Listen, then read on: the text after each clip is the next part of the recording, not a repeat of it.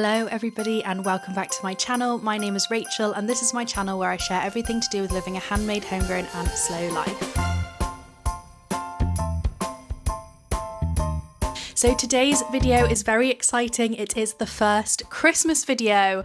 Now, I am not in a huge rush to jump straight into Christmas. I think November is a beautiful month. It's a lovely part of autumn. I love how different all of the months throughout autumn are.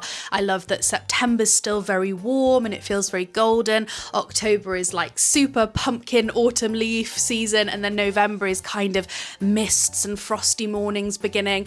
So I'm not jumping into Christmas, but I am aware that as a crafter, if you're making things for Christmas, you do actually have to start early. In fact, many of you have probably been making Christmas things since the summer. I remember when I used to work in a haberdashery, we would put our Christmas stock out on the 1st of August because that's when people would start some of their Christmas crafting. So I'm aware that some of you will have probably already started, but I thought I would go through some ideas for very sort of simple, small, handmade Christmas gift ideas. So I have been slowly putting together some Pinterest boards. I love my Pinterest account. I will link it in the description below for you, and I'll link this board, my gifts board, but I've been slowly pinning sort of over time just some ideas that most of them aren't actually tutorials, they're just sort of inspirational photos to like get my juices flowing for what I might make for Christmas for some people. Some people, you know, really appreciate handmade gifts, and so those are the ones that I obviously make for. Some people don't, and that's absolutely fine. But yeah, I thought it might be helpful for me to share some of my ideas and my inspiration with you guys. So I've got a little list. So yeah, shall we just get started? Okay, so the first lot I have are all for the individual, I've called it. So there's a sort of mix of different crafts, crochet, knitting, sewing, embroidery, so hopefully something for everybody. So the first thing I have on the list is a pair of mittens. So these could be anything. They could be fingerless gloves, they could be full mittens, they could be, you know, for a child, for an adult. There's so many different options. You could crochet them, you could knit them, you could probably even sew them, possibly. But I was thinking more knitting and crochet. And because they're such a small project, I've knitted up a pair of fingerless mittens before in like a couple of days, just like a few hours in the evening for like 2 or 3 days. They can be fairly quick, especially if you're doing them for somebody with small hands like I have. So I thought that they would make a really lovely Christmas gift for somebody in your life. And then along the same kind of vein, I put small scarf. So something like the Sophie scarf or the Stay Toasty scarf by Kutova Kika.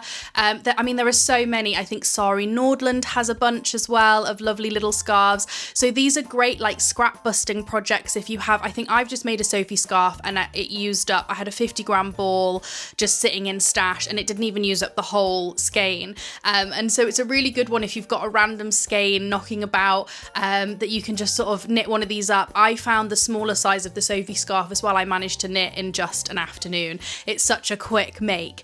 So something like that's really lovely. They're very fashionable at the moment, so that would make a really nice present. And I also think what's nice about the Sophie scarf, or any of these small scarves actually, is that you can roll them up so they look like little croissants, which I think is really nice. To like roll it up like that, you know, sort of package it nicely, wrap it up and then gift it to somebody. So that would make a great little handmade present.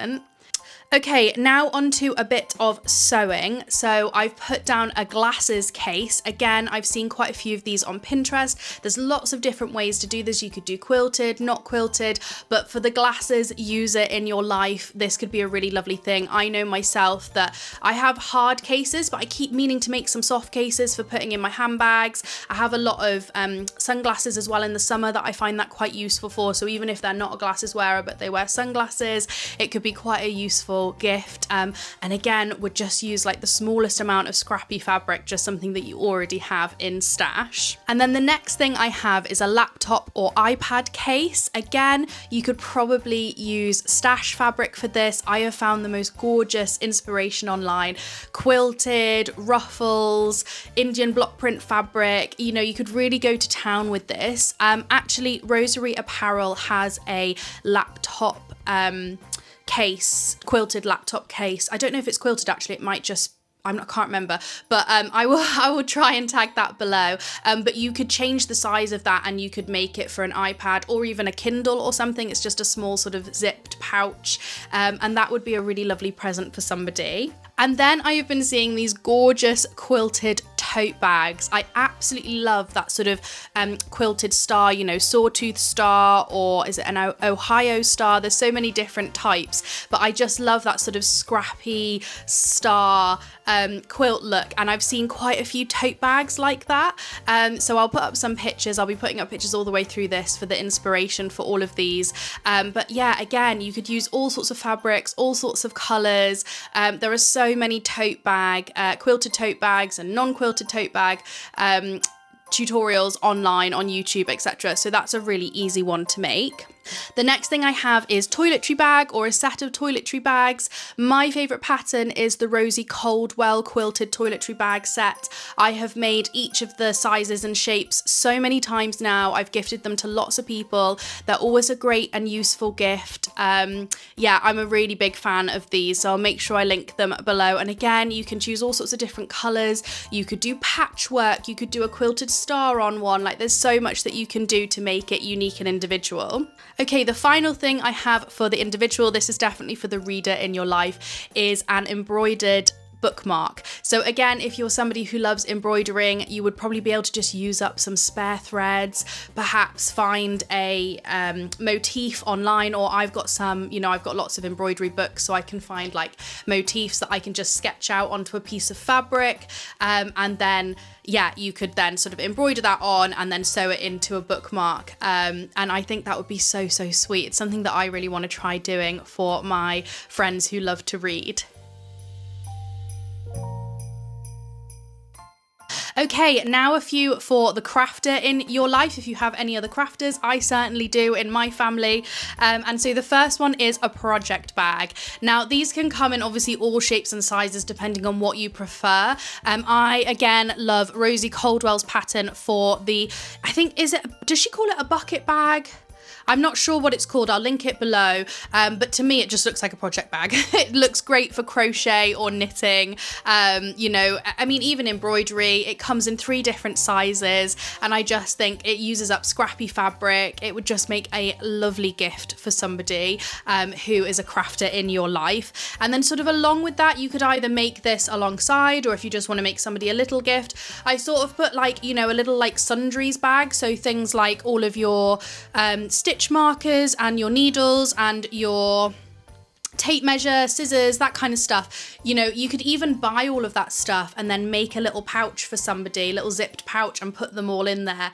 But that would also be really helpful. You could make one in matching fabric if you're going to make the project bag as well. And it's just like a little kit. And I just think that would be so lovely. I would love to receive something like that myself. And then the next thing I have is a needle or hook case. So again, the knitter or the crocheter in your life.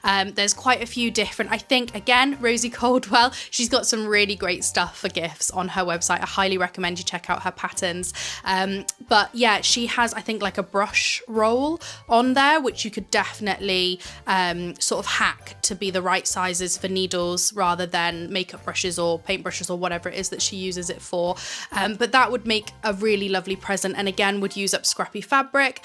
And then the final one is a little pin cushion. You could use all sorts of things for this. You could knit this, you could crochet it, but a little pin cushion for the sewist in your life is always really useful. Okay, now we're on to the home section. So the first thing I have written down is placemats and coasters.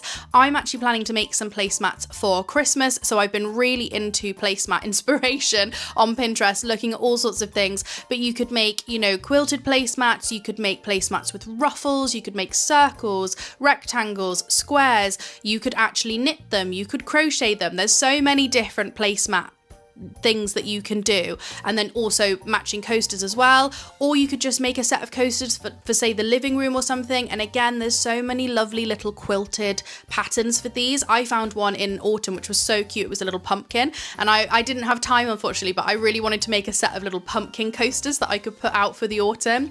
So yeah, you could theme them, you could make them Christmassy, but they're just really useful gifts that everyone's going to have space for in their home. I mean, I personally would love to receive like a full set of Christmas placemats and coasters that I can then put out every single year. So yeah, gingham, Indian block print fabric, that kind of thing, would absolutely love it. And then along the same vein, we have embroidered napkins. So again, these could be made from scraps of fabric. So if you just have to make sure they're big enough, you can Google sort of standard, napkin size online, which I've done before. And you just need to add that seam allowance, and it's literally just ironing and folding and sewing around the edge. It's so easy. Obviously you can do all sorts. You could add rick-a-rack, or you could add a ruffle around the outside. You could do all sorts of stuff, but you could also just keep it really simple. But I love the idea of embroidering on them. I think that's really nice. You could do flowers, or if you know the family that you're gifting them to, you could maybe do the initials of every family member, so then they've all got their own napkins. You could even go into the charity shop and look for, secondhand, or vintage shop, look for secondhand napkins, and then you could embroider them. And along the same vein, you could also actually block print them, which is something that I did when I was at Goodwood Revival. Lovely Lydia, she's actually called Lovely Lydia on Instagram, you should check her out. She got some vintage napkins, and then we were printing them, block printing them, ready for Christmas, so you can make your own napkin set. So that's a really lovely thing to do for somebody, and it's a really nice gift, especially perhaps if you're going to somebody's house for Christmas and you're being hosted. It's a really nice hostess gift.